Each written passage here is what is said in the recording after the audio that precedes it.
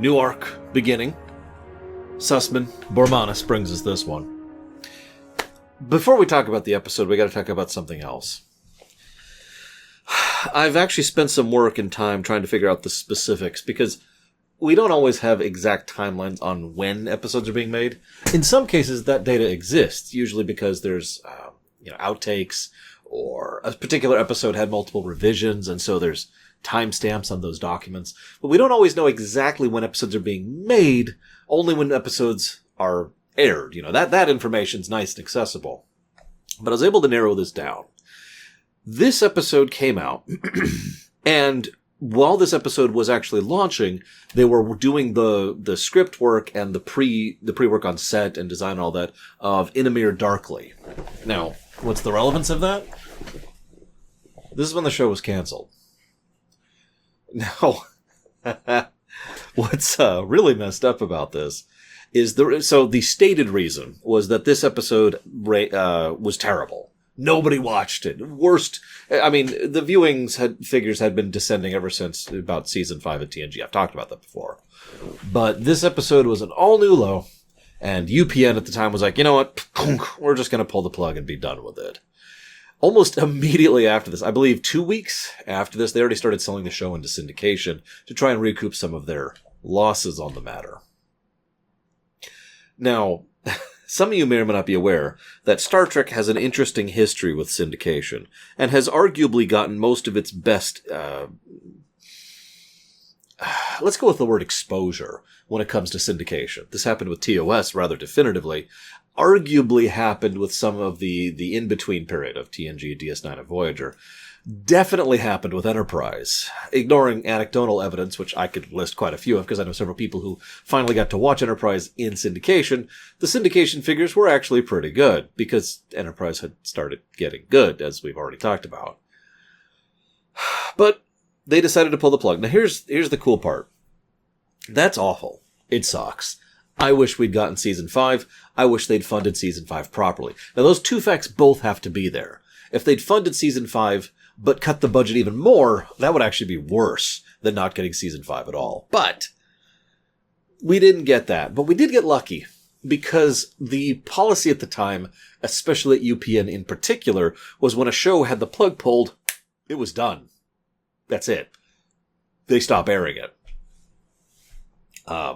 Now, it's entirely possible that the episodes that had already been completed would still eventually come to light, but it's extremely likely that Inamir Darkly and everything after it would have never actually come out, because they hadn't actually made those yet, and the plug was pulled. But by some miracle, and I haven't been able to track down why, so please forgive me for the lack of information on this, but by some miracle, they decided to go ahead and let them finish their run. Season 4 was allowed to conclude in its entirety. This is actually interesting in its own right, since TOS faced a similar but kind of opposite problem. Because TOS faced cancellation from Season 1, and then there was some trickery, which got Season 2, and then there was some, which got Season 3, and there was almost a Season 4. But in each of those cases, thanks to the way television was made back in the day, once a season was greenlit, that was it. It was up. Total contrast here, where UPN reserved... I keep saying UPN. I'm not certain other networks operated this way. That's why I'm saying this with kind of an asterisk. But I do know at least a couple other networks were totally willing to just pull the plug and end a show in the middle of its run. I'm sure you could think of a few shows about this era that had exactly that happen to them. So thankfully, we did manage to finish out Season 4. So... we have another one of those for the fans cold open. I didn't mean to put those facts side by side, but that is kind of ironic, isn't it? The lowest rated episode of Trek history to date for the last 15 years, I want to say, something like that. And the cold open only works for people who have already been watching the show and already invested in it.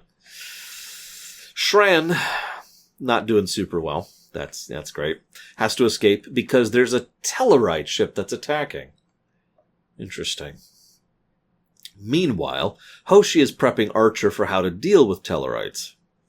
One of the ideas that Mr. Reloaded and I had with the Trek rewrite was to go ahead and make Hoshi the ambassador, the cultural person, the person who either briefs or directly interacts with alien races, making her far more of a front character and giving her a lot more to do. This episode, I actually forgot I forgot this scene existed when I came up with that idea, but this shows exactly why that idea is that way. She knows the language, she knows the people, and she knows how to prep. So her test run of Archer makes perfect sense and lines up neatly with the kind of role she probably should have had this whole time. Anyways, Tellarites, they like to argue, but that's being dismissive. That's a surface level fact. We don't like those. What's the complex fact here? Unfortunately, we don't really know. I mean, some of the books and some of the background material has kind of gone into Tellarite culture, but it really boils down to one of two broad possibilities. Possibility number one. The Tellarites really just enjoy the social interaction of arguing. This is not hard to understand. Human beings enjoy arguing. Oh, not all of us, of course. But there's a lot of study and psychology that shows that there's a reason people are so quick to get into such volatile arguments, internet and otherwise, and have done so for all of human history. There's an enjoyability people have about arguing. Now, to me, that's alien. That's insanity. I don't actually like arguing. Discussing, sure. I'm with a nice, reasoned discussion with someone. But an argument, ugh, that's terrible. But the science does show, and the studies do show, that there is a legitimate benefit to, therefore, a decent number of people. It also comes down to the nature of memes. I don't mean cat pictures and Jar Jar. I mean the more mimetic kind of nature of how culture functions, and how ideas being spread thanks to strong emotional connection has to do with why ideas get further spread, thus leading to this concept of angry ideas, and thanks to the pre-existing emotional strong connection, those get spread much further and much farther. How many times have you ever had a thing where you see something and it's like this shocking news tidbit, and whether you believe it or not or think it or not, there's just this immediate, oh my God, that's terrible. That's horrible. They should be horribly punished. They should be killed. Right? Just there's that, it's not even a word. There's just that knee-jerk emotional reaction to it. That kind of shock value to it. And then you get angry about it, and then you rant about it. Oh, they should never be allowed to do this, blah, blah, blah. I admit with total shame that I used to be like that. I'm not actually going to tell you the specific circumstance, but I do remember the thing I got pissed off about. This was actually a while ago. And I looked into it afterwards, and I was completely wrong. And there was something just sort of stunning about that just made me go, oh. And I mean, I'm not going to say that I never did it since, because it's never that easy, but I haven't done that in quite a while because I made the effort, because, God, that's just so messed up and so easy to manipulate, right? So this then gets across the idea. Perhaps the Tellarites simply enjoy the arguments themselves. Perhaps they just enjoy that experience, and it's something that is engaging for them, both personally and possibly literally chemically. There's another possibility, which is not actually mutually exclusive here, although it's kind of mutually exclusive. The Tellarites just could be open to the point of rudeness. You know, no filter. Literally no filter at all. Just completely speaking their mind about absolutely everything, even in ways that you shouldn't, arguably. And you see how these things are both mutually exclusive and not. On the one hand, they are mutually exclusive because sometimes you make up something to make an argument. You know, you just trolling. That's what they're called. I'm going to say something to deliberately provoke you, so you'll come back after me, right? But on the other hand, it's possible they just like to be open to the point where they do have these legitimate grievances with each other, and then can enjoy the argumentativeness. Interesting food for thought. So, they talk about how humanity has no experience in interstellar affairs. This is one of the neat things about this arc. Are humans special? No. They're different. But they're not. This is not a humans are special. It's not. In contrast to the last episode, this actually makes perfect sense. Not because, really, it's any race. Any species that was in humanity's position would have the same general perspective. They happen to be new. They're the new kids on the block, but they are in the block enough to be aware of the nearby neighbors, and the neighbors know about them. So they're not a complete unknown, where there's quite a few races where that would qualify. They have some presence, but they haven't been around long enough to get those nice, deep grudges going yet. That's key. I guarantee you, if this Sengoku Jidai, by the way, that's really coming to a head in this particular arc, if this Sengoku Jidai had continued, by the way, I could be wrong, I believe Sengoku Jidai literally means the period of the warring states, in case you're wondering why I keep using that phrase. It's possible that if this had just continued, and Earth had just been another power, especially since they have somewhat distanced themselves from the Vulcans, that they would have earned grievances, new scars, new grudges, and they would have been just like any other power in the whirlpool. Food for thought. But they're new enough, and have little enough experience in interstellar affairs, that they can actually participate as a neutral power. Nationally speaking, this is a position of tremendous power. There have been many nations in real life that have used this exact type of position. I'm not going to name any names. You could probably name a few if you sit back and think about it, especially if you're a student of history, especially going back into like the 1400s, back into like the 800s, give or take. Because there's a lot of things that can make a nation relevant in the national scale, right? They can have tremendous resources or access to powerful trade lanes or just have a huge military or whatever, right? Maybe they're just brilliant, or maybe they're more technologically advanced, or maybe they happened to be a neutral party who two much larger, much bigger, much more powerful nations or kingdoms, or whatever. I keep saying nations. It's actually an inaccurate term. I apologize for that. Political entities decided to go ahead and use that third power as neutral ground because neither really trusted the other, but the middle didn't really have a stake in either. Thus, they gained that reputation and the automatic support of the bigger powers and defense. Now those bigger powers are willing to go to bat for them. Why? Well, because they need that neutrality. They need to have that space going forward.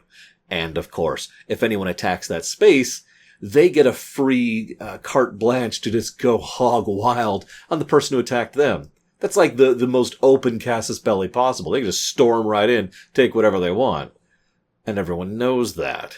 So most people, most political entities, leave the neutral space alone. And thus the neutral space garners far more political weight, capital, and power than they otherwise would have by sheer virtue of being someone that is not involved. And, at the same time, is involved in everything. It's a unique position. It's fascinating. Sorry, the history geek in me is peeking out a little bit here. It's fascinating to think about, and that's kind of the position Earth is naturally sliding into. And it makes sense. Earth really is pathetic compared to these other powers. The Tellarites, Vulcans, and Andorians could honestly probably wipe EarthGov off the map if they wanted to. And that's the end of that. But because of this unique position, none of them want to risk that for fear of getting the ire of the other major powers. And this is ignoring some of the other big dogs roaming around, like the Romulan Star Empire, or the Klingons. Anywho. So, this is when we get an interesting little tidbit. You know, there was this Tellarite ship that attacked us. It was weirdly maneuverable. How strange. There's also a good time to mention that they only had 86 people on the Andorian escort vessel because it's an escort ship. It's just interesting to think about because at this point in history, most of the powers don't actually have the big cruiser thing. You know, the automatic inclination science fiction has towards big ships, which is something that Star Trek itself would have a great deal of fascination with, usually with aliens of the week, but also with some of the established powers over time. It's just interesting to think about since so much of fiction leans on that, and yet Enterprise has so consistently not. I think the biggest ship we've seen so far, unless you count the weapon, is actually the Aquatic Xindi cruiser. I could be wrong. Please forgive me if I'm incorrect, accurate. But it is still interesting to see this perspective. It also says something about the relative smallness of all the powers within what I refer to as the home sector. Home region might be a little bit better. You know, it's a step below quadrant, a step above sector. You know, it's just that home area. Anyways. So, Shran wants to go over and immediately kill Grawl. This is a good time to mention that Lee Ehrenberg played Grawl. And I wanted to comment on this because he's another one of those recurring guest stars that Star Trek likes to haul out. He's played 3 Ferengi before in Trek history. including, a couple others that don't really matter. Bach, specifically the Season 7 Bach, Damon Bach, except he wasn't Damon anymore. And the Ferengi Grawl.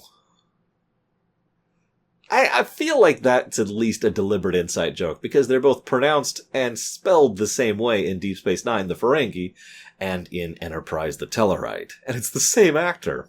Anyways. So. Moving on. This is when we find out the ship was super maneuverable. And Shran responds to the fact that you're on my ship.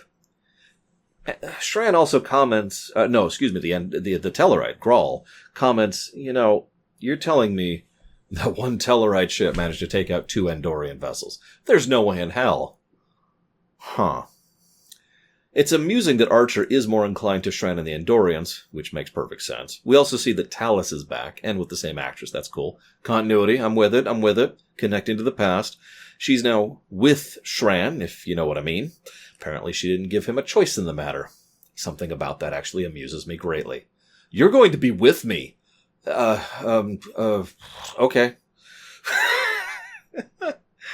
But Shran mentions he doubts war is avoidable this time, and, it's easy to see why. This place is already a powder keg, and has already come close to exploding more than once.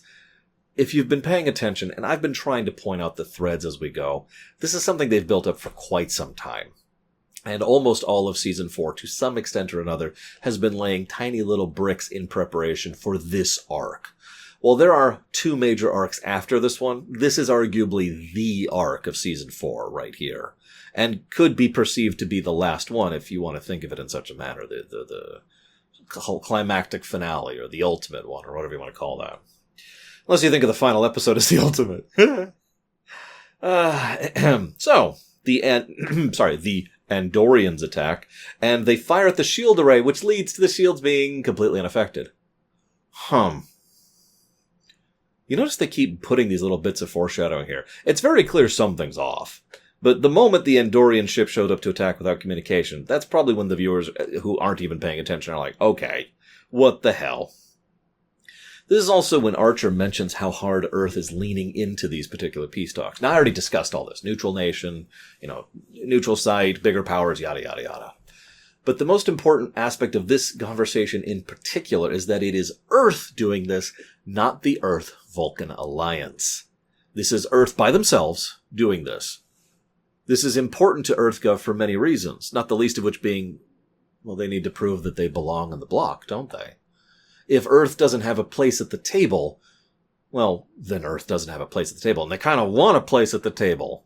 So this is how they're going to prove that, and they're going to prove that in the only way they can, because they don't have the muscle, they don't have the resources, and they don't have the economic might, or the political capital, or anything else. All they have is their ability to negotiate and be this neutral ground.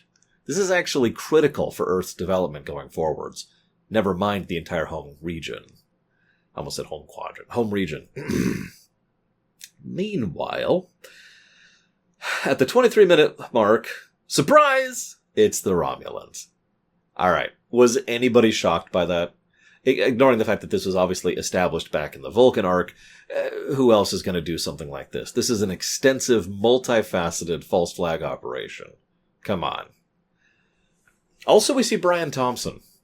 I've always liked him. I don't really have a good way of explaining why. He's just enjoyable. He doesn't do big roles. I guess his X-Files role is probably one of his bigger roles, at least for the ones I'm aware of. But he does good stuff, and I like him. He plays Valdor here. We'll talk more about him later.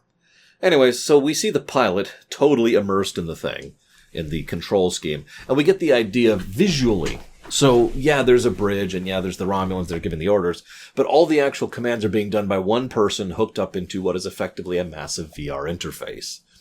That makes sense, actually. That kind of extensive thing would probably be required in order to do the number of things a ship has to do with one person rather than with 8 or 9, right? The whole bridge crew plus whoever's on auxiliary and engineering. So, yay. This is also when we find out this sucker has lots of emitters, lots of subspace antennae, and of course, bulkheads that block scans. It's It's also very maneuverable. Now, I had a whole discussion about this, which I'm going to just throw out the window, because this is probably the biggest plot hole in the entire episode. This ship has no real need of inertial dampening, except at the warp level, because if it went to warp without inertial dampening, it would destroy itself instantly. But it apparently has no need for inertial dampening normally, and in fact has it off, which they use to throw the people around. The problem with that is the physics don't agree. Multiple times, both visually and in dialogue, they indicate that this thing is extremely maneuverable, and it's implied it is so maneuverable because it doesn't have a crew and doesn't have to worry about things like, people surviving a sheer turn that would, absolutely crush the bones of the crew on board. But then later in the episode, they pull one of these evasive maneuvers, and all it does is kind of throw Trip and Reed kind of down the hallway, and they manage to avoid this by magnetizing their boots. Now, I'm sorry. First of all, they should be in broken bones territory, and second of all, because they mentioned the inertial dampening is off, not just dampened, off.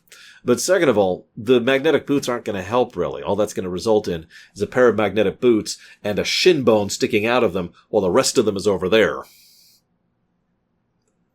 I got nothing for this. This is a straight-up plot hole. I just wanted to comment on it as we're going through.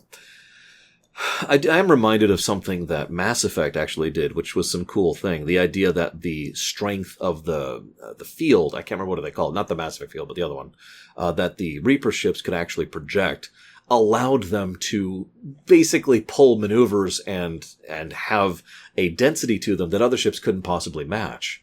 Effectively, their shields were their greatest military strength, their greatest tactical edge, because they could just straight up ram other ships, and they could pull insane maneuvers that other ships literally can't without actually shearing the hull.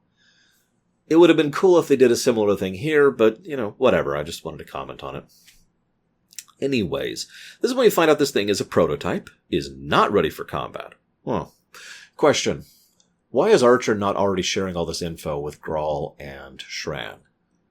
It actually weirded me out that both were not on the bridge while he was investigating the alien ship that they demonstrably see is the one that attacked both of their vessels.